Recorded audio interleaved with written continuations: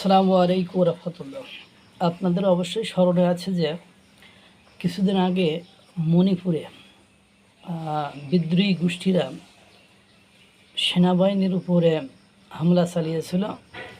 সেখানে সেনাও খতম হয়েছিল। এই সপ্তাহখানি হলো, এক সপ্তাহের মধ্যে এই ইনসিডেন্ট। এটা অনেকে ভেবেছিল মণিপুরের বিদ্রোহী গোষ্ঠীরা হয়তো ভারতকে উত্তেজিত করতে আরও অনেক কিছু করবে, আরও অনেক সামনে আগাবে, তারা হয়তো বা বিশৃঙ্খলা সৃষ্টি করবে। দেখেন, এটা ভারত, এখানে জ্ঞানীগুণী মুনি ঋষিরা বসবাস করে। এখানে মানে শেষ না হওয়া পর্যন্ত কোনো কিছু বলা দুঃসাধ্য ব্যাপার।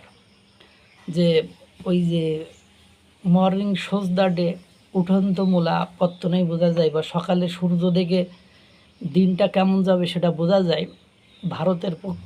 ভারতের ক্ষেত্রে এই প্রবাদ বাক্য খুব বেশি ফ্রুটফুল, ফলপ্রসূ বা খুব বেশি কাজ করে না এটা।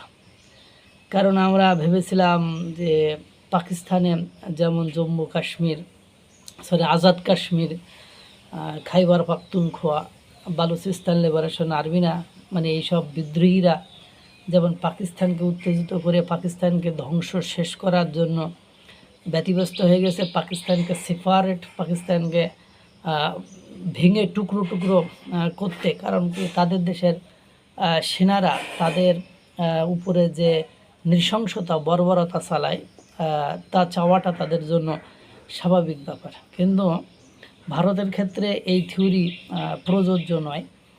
মণিপুরে 46 জন বিদ্রোহী ভারতীয় সেনাবাহিনী ও অসম রাইফেলসের কাছে আত্মসমর্পণ করল। নিরাপত্তা বাহিনী জানিয়েছে তারা সম্মুখ সমরের পরিবর্তে আত্মসমর্পণ পথ বেছে নিয়েছে। এই আত্মসমর্পণ উত্তর পূর্বাঞ্চলে শান্তি প্রতিষ্ঠায় ইতিবাচক পদক্ষেপ বলে মনে করা হচ্ছে।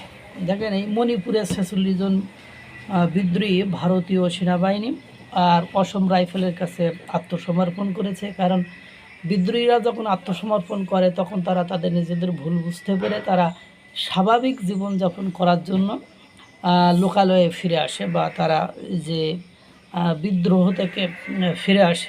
তারা যখন এটা বলেছে তখন সেখানে একটা স্বাভাবিক সিচুয়েশন তৈরির অবস্থা তৈরি হয়েছে। অর্থাৎ মণিপুরের যে উত্তেজনা চলছে বা মণিপুরের যে নেতিবাচক প্রভাবগুলো ছিল, সেটি অতি দ্রুত সময়ের মধ্যে, অল্প সময়ের ভেতরে ইতিবাচক সিচুয়েশনের মধ্যে পদার্পণ করবে, এটাই আশা করা যাচ্ছে।